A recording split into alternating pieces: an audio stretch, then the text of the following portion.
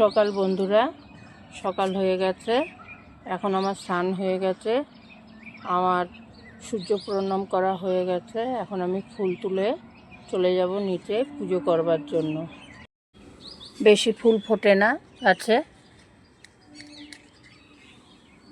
2-4টে ফুল ফোটে, আর গাঁদা ফুল কেনা থাকে।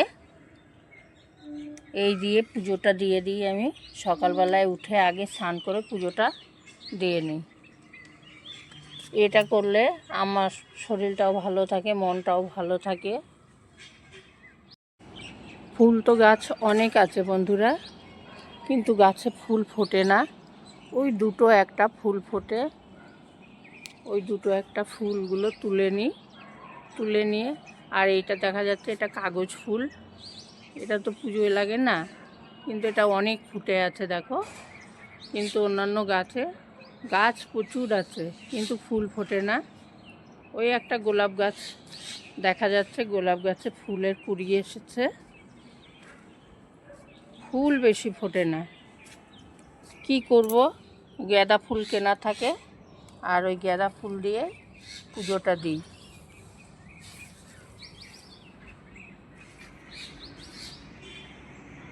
যে দেখো বন্ধুরা, চান পুজো সব করার পর এদেরকে আমায় খেতে দিতে হয়। এরা সবাই চলে আসে খাওয়ার জন্য। আর দেখো এক একজন কেমন মারামারি করবে দেখবে, সবাই চলে আসবে খাওয়ার জন্য। আমাকে দেখলেই, ছাদে দেখলেই ওরা চলে আসে খাওয়ার জন্য। আর এদেরকে প্রত্যেক দিন রেগুলার সকাল, দুপুর, বিকাল 3 বেলা এদেরকে আমি খেতে দিই।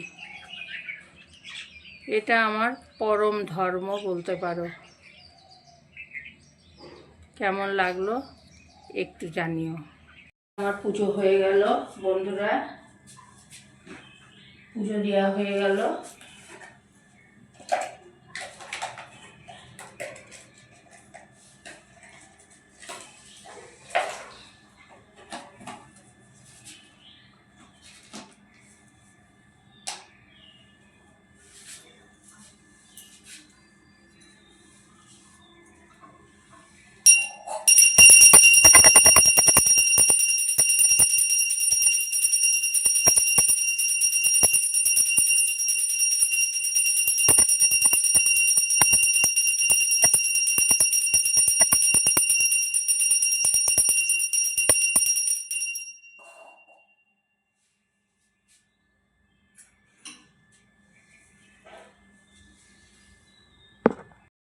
তোমরা সকলে কেমন আছো?